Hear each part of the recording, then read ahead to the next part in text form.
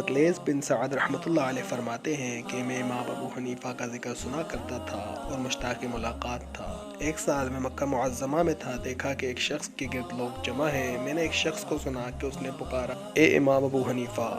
تب میں نے جانا کہ یہ وہی شخص ہیں۔ ایک شخص نے آپ سے مسئلہ پوچھا کہ میں بہت مالدار ہوں، میرا ایک لڑکا ہے، میں بہت سا روپیہ خرچ کر کے اس کی شادی کر دیتا ہوں مگر وہ طلاق دے دیتا ہے، میرا مال مفت میں ضائع ہو جاتا ہے، تو کیا اس کی کوئی ترکیب ہے؟ آپ نے فرمایا، اس کو باندیوں کے بازار میں لے جاؤ اور جسے وہ پسند کرے اسے خرید لو، پھر اس کی شادی اس باندی سے کر دو، پھر اگر طلاق بھی دے گا تو وہ تمہاری باندی ہو کر رہے گی، وہ اگر آزاد کرے گا اس کا حق نافذ نہ ہوگا اس لیے کہ وہ تمہاری مملوک ہے۔ حضرت لیث بن سعد رحمۃ اللہ علیہ کہتے ہیں، بخدا مجھے ان کا جواب اس قدر تعجب خیز نہ ہوا جس قدر ایسے مشکل مسئلے کا فوراً جواب دینا پسند آیا۔